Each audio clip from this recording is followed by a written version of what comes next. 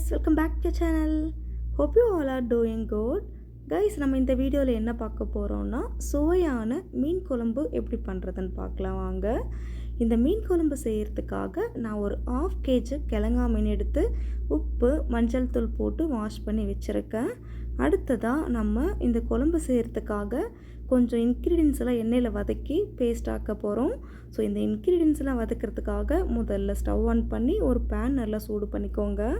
Pan நல்லா heat ஆனதும் கொஞ்சமாக எண்ணெய் சேர்த்து அதில் 1 டேபிள் ஸ்பூன் சோம்பு, 1 டேபிள் ஸ்பூன் சீரகம், ஒரு 10 பல்லு பூண்டு, ஒரு பெரிய சைஸ் வெங்காயத்தை கட் பண்ணி இதையும் நல்லா பொன்னிறமாக வதக்கிக்கோங்க. இப்போ கொஞ்சமாக உப்பு சேர்த்து இதையும் நல்லா பொன்னிறம் வர வரைக்கும் நம்ம வதக்கி எடுத்துக்கலாம் வாங்க. பாருங்கள், நம்மளோட வெங்காயம் பூண்டு எல்லாமே நல்லா பொன்னிறமாக வதங்கியாச்சு. இந்த நேரத்தில் ஒரு 2 பெரிய சைஸ் தக்காளியை கட் பண்ணி இதையும் சேர்த்து நல்லா வதக்கி விடுங்க. பாருங்கள், நம்மளோட வெங்காயம் தக்காளி பூண்டு எல்லாம் நல்லா வதங்கியாச்சு. இன்னும் கொஞ்சம் நேரம் நல்லா தண்ணியெல்லாம் ட்ரை ஆகிற வரைக்கும் வதக்கி எடுத்துக்கோங்க.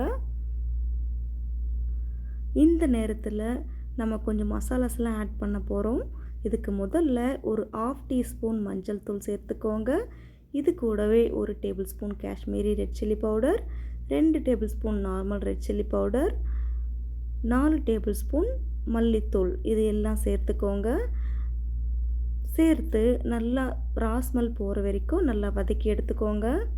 கைஸ், நீங்கள் வந்துட்டு குழம்புத்தூள் ஆட் பண்ணுறீங்கன்னா இந்த மல்லித்தூள்லாம் எதுவும் சேர்க்க தேவையில்லை. நான் குழம்புத்தூள் ஆட் பண்ணலை, அதனால தான் மல்லித்தூள் எல்லாம் சில்லி பவுடர்லாம் தனித்தனியாக சேர்த்துருக்கேன். ஸோ இப்போ நம்மளோட மசாலா இந்த வெங்காயம் தக்காளி எல்லாமே நல்லா வதக்கியாச்சு. இப்போது அடுப்பு ஆஃப் பண்ணிவிட்டு இந்த மசாலாவை கொஞ்ச நேரம் சூடு ஆறட்டும். ஆறின பிறகு ஒரு மிக்ஸி ஜாரில் போட்டு நல்லா பேஸ்ட் பண்ணி எடுத்துக்குவோம். ஸோ அடுத்ததாக ஒரு பேன் நல்லா சூடு பண்ணிக்கோங்க. பேன் நல்லா ஹீட் ஆனதும் கொஞ்சமாக நல்லெண்ணெய் சேர்த்துக்கோங்க. மீன் குழம்பு செய்கிறதுக்கு நல்லெண்ணெய் சேர்த்தா நல்லா டேஸ்ட்டாக இருக்கும். ஸோ உங்களுக்கு தேவைக்கேற்ப நல்ல எண்ணெய் சேர்த்துக்கோங்க. நல்ல எண்ணெய் சேர்த்துட்டு கொஞ்சமாக கடுகு சேர்த்துக்கோங்க.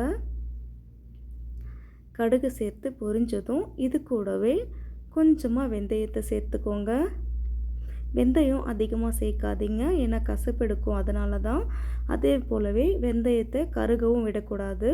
ஸோ இது வெந்தயம் கடுகு எல்லாம் பொரிஞ்சதும் இது கூடவே கொஞ்சமாக கருவேப்பிலை சேர்த்து வதக்கிக்கோங்க. அடுத்ததாக நம்ம இது கூட கொஞ்சம் சின்ன வெங்காயத்தை கட் பண்ணி சேர்க்க போகிறோம். உங்கள்கிட்ட சின்ன வெங்காயம் இல்லையானாலும் பெரிய வெங்காயம் சேர்த்தாலும் ஒன்றும் பிரச்சனை இல்லை. பட் சின்ன வெங்காயம் சேர்க்கும்போது கொஞ்சம் கூடுதலாக டேஸ்ட்டு கிடைக்கும், அதனால தான். ஸோ இப்போ சின்ன வெங்காயத்தை வதக்கிட்டு இது நல்லா மிக்ஸ் பண்ணி விட்டுக்கோங்க. கோல்டன் ப்ரௌன் கலர் வர வரைக்கும் நல்லா வதங்கணும் வெங்காயம்லாம். ஸோ இந்த ஸ்டேஜில் நம்ம அரைச்சி வச்சுருக்க பேஸ்ட்டை இது கூட ஆட் பண்ண போகிறோம். ஸோ நல்லா பேஸ்ட்டை ஆட் பண்ணிவிட்டு இது நல்லா எண்ணெய் பிரிஞ்சு வர வரைக்கும் நம்ம வதக்கி விடணும்.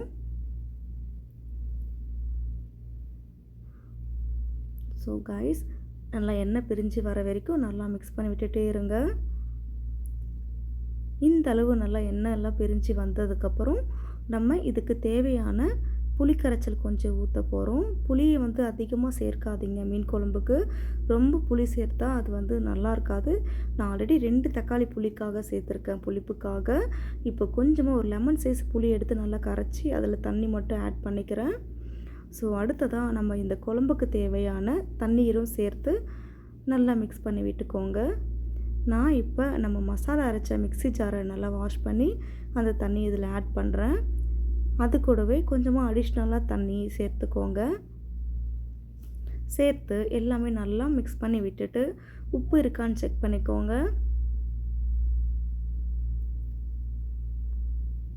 இன்கேஸ் உப்பு பத்தலைன்னா இப்போவே சேர்த்துக்கோங்க.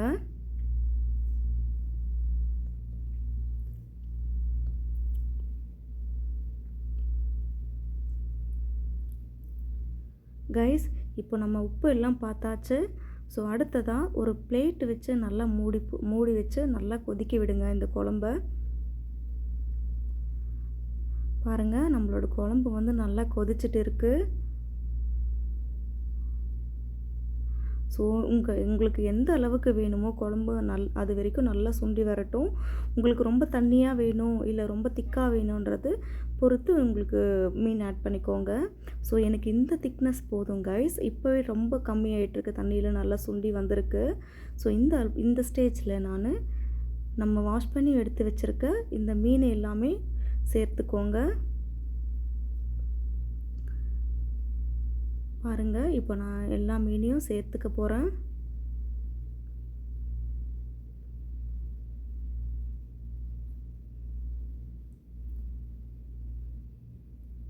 ஸோ மீன் எல்லாமே சேர்த்துட்டு சும்மா லைட்டாக கலக்கி விடுங்க, ரொம்ப கலக்கி விடாதீங்க. கலக்கி விட்டுட்டு ஒரு 5 to 10 minutes நல்லா லோ ஃப்ளேமில் குக் பண்ணுங்கள்.